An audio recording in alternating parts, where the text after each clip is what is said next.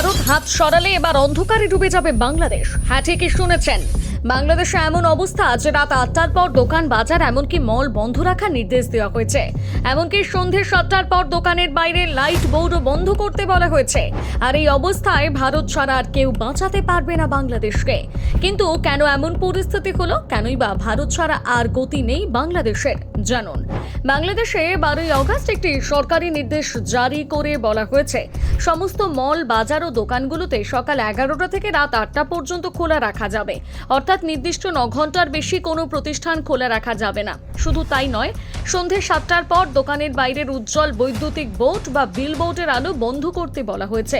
আগামী দিনে মেলা, বাণিজ্য মেলা বা সাংস্কৃতিক অনুষ্ঠান হলেও সেগুলো রাত 8টার মধ্যে শেষ করার নির্দেশ দেওয়া হয়েছে বলে দাবি করা হচ্ছে।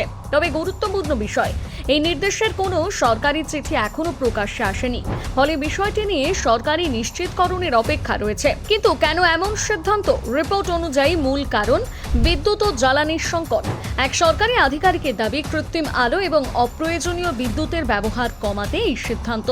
যখন দেশের বিভিন্ন এলাকায় ঘন্টার পর ঘন্টা বিদ্যুৎ থাকছে না, তখন দোকান, বিলবোর্ড কিংবা সাজসজ্জায় অতিরিক্ত বিদ্যুৎ খরচ বন্ধ করা জরুরি।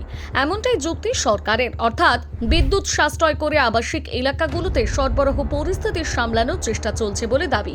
কিন্তু কেন ভারত ছাড়া আর কেউ বাঁচাতে পারবে না বাংলাদেশকে?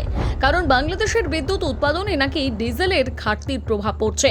বাংলাদেশি মন্ত্রী ইকবাল হাসান মাহমুদের বক্তব্য অনুযায়ী ডিজেলের অভাবে গ্যাস ভিত্তিক বিদ্যুৎ উৎপাদনের সমস্যা তৈরি হয়েছে, আর তার প্রভাব পড়ছে বিদ্যুৎ সরবরাহে। তাই ভারতকে আরো বেশি ডিজেল সরবরাহের অনুরোধ করা হয়েছে বলে তিনি জানিয়েছেন। বাংলাদেশ ও ভারতের মধ্যে ইতিমধ্যে একটি পাইপলাইন রয়েছে, যার মাধ্যমে ডিজেল সরবরাহ করা হয়। জানা গিয়েছে, চলতি বছরের মার্চ ও এপ্রিল মাসে একটি পাইপলাইনের মাধ্যমে প্রায় 30,000 টন ডিজেল বাংলাদেশে গিয়েছিল।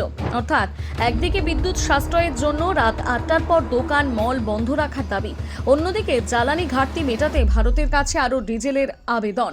সব মিলিয়ে বাংলাদেশের বিদ্যুৎ ও জ্বালানি পরিস্থিতি যে চাপের মধ্যে রয়েছে, এই ঘটনাগুলো তারই ইঙ্গিত দিচ্ছে।